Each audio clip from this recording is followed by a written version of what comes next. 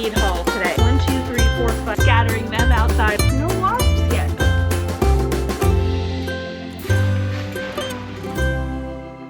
Hello and welcome to Sage and Stone Homestead. My name is Heather. Today in this video we are going to be revamping this particular Greenstalk for springtime. Actually, hopefully this Greenstalk performs year after year in an abundant way with the perennial herbs that we are going to be putting in here.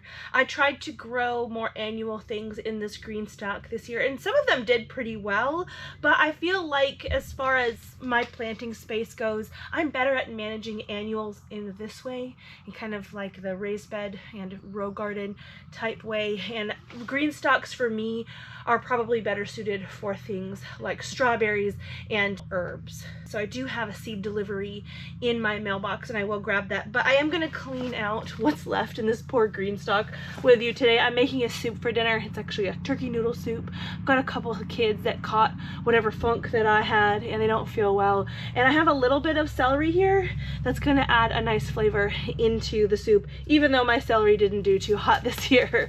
This year, my Greenstalk, and really the greenhouse as a whole, really dealt with a lot of aphids and whiteflies. I'm seeing a few little bugs on this celery right now. I don't know, it kind of looks like an aphid. It wouldn't really surprise me. It's been pretty warm, but we're getting cold really soon, and so they won't be a problem for very long. Not long enough for me to need to worry about everything else that's growing in the greenhouse. I just brought out this tiny bowl to collect what we can. I'm going to use the leaves and everything in the soup. Gotta give it a good rinse though, there are a few buggies. I've never had giant success with things like celery. I'm trying again this year in 2025. I got good germination rate out of the seeds that I started a couple of weeks ago. Actually, I usually get pretty good germination. It's just growing them big, like the kind of celery that you can spread peanut butter on and make like ants on a log with a little raisins. That kind of celery I really look forward to, and I'm gonna try again this year because it sometimes takes me years to figure things out, but eventually I get it. I didn't bring proper shears out here, so I'm just sort of hacking away at this. Oh, this is a pink variety back here. It's like a Chinese pink celery. This Greenstalk needed to have been watered a few days ago, so some of the celery is a little bit, you can just tell it needs water. It's a little rubbery, but that's fine. I'm gonna be putting it in soup, so I guess it'll get watered there before it's eaten. Okay, so it is the next day at this point. It's actually quite chilly outside, but it's very nice in the greenhouse right now. And I have a project that I would like to start. We talked about it a little bit yesterday, and it's time to revamp that sad Greenstalk over there. I've had a little bit of a struggle to figure out how to use Greenstalks well. You probably can't see it through the mess that I have going on right here, but I have my first Greenstalk over here is filled with strawberries. That's been a very great use for the Greenstalks for me. I do like growing the micro dwarf tomatoes in another one of our Greenstalks. That's been really fun. This one I really want to set up with perennial herbs. Now it's got 7 tiers, and I have a new order of herb seeds. I have some herb seeds. They're pretty old, like I mean 5 years old, and I probably could get some germination out of them, but I wanted to ensure some success, so I got another seed order, and so we're going to go through this today. Now, not all of these seeds are for that Greenstalk. There are some duplicates. Some of these seeds are also for my tea garden that I'm excited to start this year. So let's do a little bit of a seed haul today before we revamp that Greenstalk, because some of these are going to be going over there.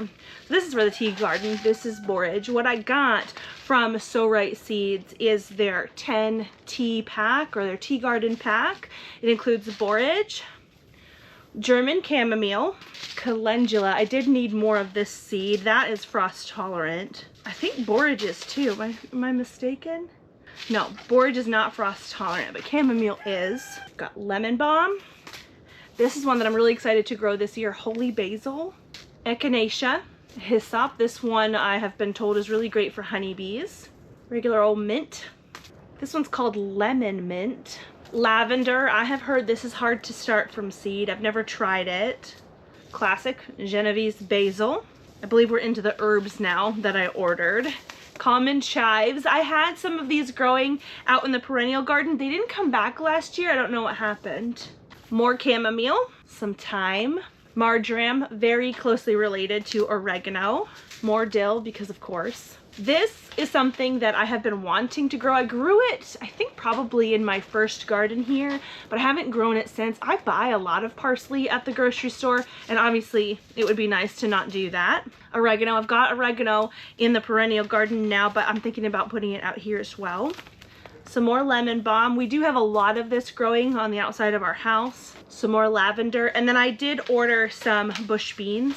This is a different type than I grew last year. I've never grown this type, but I really like the small, thin green beans. And so this is something that we'll put in the spring and summer garden. So I'll put these away for now. Now, as far as revamping the Greenstalk goes, what I'm going to be doing today is winter sowing. And this is something that I've never done intentionally. My friend Asia over at the Yellow Door Urban Homestead, she has a video on winter sowing inside like milk jugs and things. She said that you really want to create kind of a greenhouse effect. So if you don't have something like this, like a big greenhouse, and you still want to start some seeds outside in the winter, you can. I will link Asia's video about winter sowing in the description box. I'm basing what I'm doing basically totally off of what she suggested that we do, because she has had success with it in the past. So I have 7 tiers, and I really want to go for more of a perennial herb situation in that Greenstalk, so I can just amend and harvest and it be a little bit less work and brain power of what to really put there. It'll kind of just be something that we can harvest and benefit from year after year. Now, I kind of think I do want to put some chamomile over there. This is not technically perennial, but it reseeds quite readily. So I think one of the tiers will be chamomile. Go with mint, chives to be sure, oregano, parsley, dill. Maybe we'll do marjoram since I have oregano in the other garden. We'll do marjoram. So 1, 2, 3, 4, 5, 6, one more in time. Does that look good? I do plan on growing quite a bit of basil this year. This is not a perennial, it is not frost tolerant. I kind of want to focus on things that can handle a little bit of cold. We are coming up on some decent cold, and that's kind of the point of winter sowing. Asia said that some seeds, some herb seeds do require cold stratification. The seed packet will tell us if that is the case. And what cold stratification is some seed requires feeling like it's gone through a winter before it gets the cue to germinate. Some seed is sold that has already been cold stratified. Let me see. I don't know if any of these need that. Now, it doesn't look like any of these specifically need cold stratification, but if that was the case, we could either put these in the refrigerator and let them sit there for about 30 days to 60 days before planting out, or we could do what we're doing today, which is planting out in the cold, and the cold weather will just do the thing. And really, what's going to happen, this is a lot like kind of forcing a volunteer. You put the seeds down and hope that they grow, and they should grow when conditions are right for them to start growing. So I'm excited. We've got our seeds. Now let's go revamp that poor sad Greenstalk. I had grown some Peruviana zinnia in this Greenstalk last year, and I have quite a few seed heads with plenty of seeds inside, I'm sure. The seeds are kind of attached to the old spent petals. Can you see that? That is seed right there. It's going all over the place. So we very well could have some volunteers of this coming up this spring, which I will happily welcome. But I'm going to put this over in my wagon so we can take some of these inside and hopefully save some. I may just end up scattering them outside on the way to the house, but that'll be okay. One of the things that I do when amending a space is something that I really want to encourage you all to do as well. Do not overlook your spent plants or plants that you maybe are just done harvesting. Don't just pull them out and put them somewhere else. You could put these in like a compost bin, but really it's great if you can just add it straight back into the bed where it grew. I mean, you're going to have to add nutrition, especially to a container like this anyway, and why not just use the plants themselves as that nutrition? So one of the best ways to amend a Greenstalk is to take it back apart, which is why I haven't watered it. This Greenstalk is the leaf planter, and so the tiers are shorter, and so they're not going to be as heavy. I am curious to see if we see any dead wasp nests, because I think there was one in here this year. See, I've got some chard plants. I do have some fresh chard over in the bed over there that I've been harvesting from. So these guys, I don't really have a need for them anymore. I'm just going to put them straight back into the pot here, adding organic matter and nutrition. There's actually a lot less settling of the original soil than I had anticipated in here. I did bring some soil to top this off with and some rabbit manure. We'll see how much of it I get to use.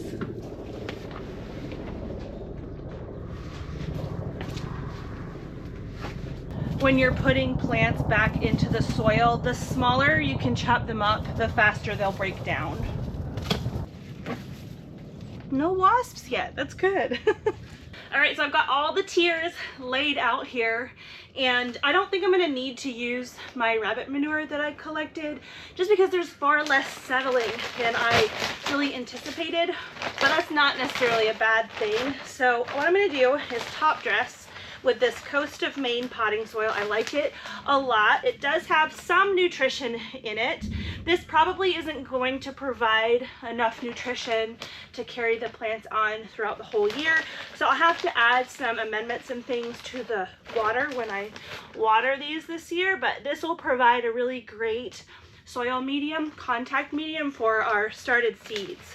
I am avoiding putting too much soil in the center of the pot. The way that the Greenstalk works is that it stacks together with these little watering trays, and these do need to set down into the pot a little bit. So I could have probably amended this while it was all together, but it is kind of nice to break them apart like this and set them out.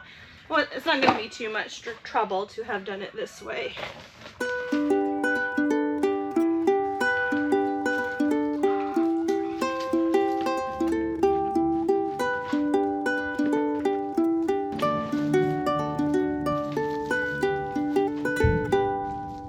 Okay, so I've got my seed packets here. I think we're gonna start with mint on the bottom. I do know that if and when this cascades out, it can root into the ground and spread. I'm okay with that. Ooh, the seed is really, really tiny. Okay. I don't think I've ever planted mint from seed before. So because the cups themselves are what's exposed to the light, I'm gonna focus my scattering into the little petals here. Ooh, I hope this works. I'm really not sure about this because of how tiny these seeds are. I'm sure they'll be fine. I mean, this is how plants have grown forever. It's still pretty easy to get scared and feel like you're doing it wrong, but these guys want to grow. We just need to provide them the right kind of conditions. The plan is for me to sow an entire seed packet in each tier, and then each tier is going to have only one herb growing in it. Or one type, I guess. I will probably have to thin some of these later on, but we'll worry about that when the time comes. They're so tiny that I'm just gonna press them into the soil like that, and then we'll see what happens. The next tier we'll do chives. These seeds are a little bit bigger. They look like onion seed. So what I'm probably gonna choose to do with most of these is just rough up the soil, put the seed down, and then cover them up just with the soil that's already in here. So just kind of, I've called this scatter sowing in the past. Like that, and then just sort of kind of rough it up, tamp it back down. Should be plenty. Some of the seeds do require light to germinate. I've got those kind of more towards the top of the Greenstalk. There it goes. Next is parsley. These seeds are a little bit bigger too. They kind of look like carrot seed.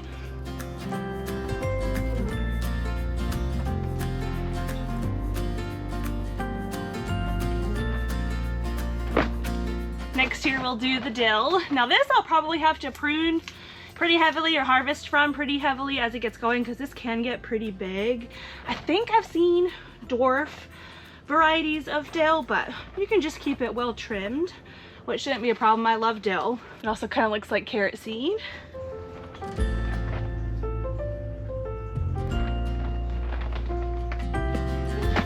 Now we're getting down to the ones that look like they need light to germinate. These two definitely do, the chamomile and the marjoram. This one just says to barely cover with soil and keep moist, so might not need light, but I can sow them in the same way that I've sowed the others. We'll do marjoram on this tier. Just as tiny as the mint, makes sense, they are in the mint family. This seed is not black though, it's brown.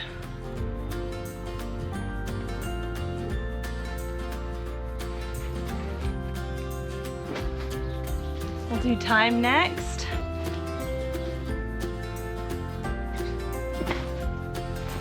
Last but certainly not least, chamomile. This could get a little bit big, and so that's why I'm putting it on the top. I will probably trim it if it starts to kind of hang down and overshadow some of my other herbs. But hopefully we get a beautiful crown of lovely flowers come springtime. Super tiny and oblong seed. Looks a little bit like yeast.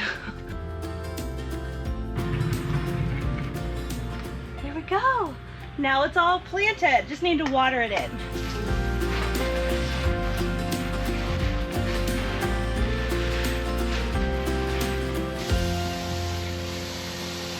It actually feels really good to have that done. It's like one more thing checked off the list that I don't have to worry about in springtime, which is really exciting for me. If you are seeds shopping right now and you could use a discount, again, I got my seeds from So Right Seeds. We've been an affiliate with them for several years at this point. The first year that I worked with them, they had a homesteaders pack where if you bought that and then used our coupon code, it was free shipping, and when it worked out to be less than $1 a pack. I think it was actually 90 cents per pack. I will double check because you know things have gone up lately, but the last time I checked, I think it was last year, they were still working out to about 90 cents a pack. In any case, check them out. I'll put their website in the description box below, as well as our coupon code. I'll see you guys again soon.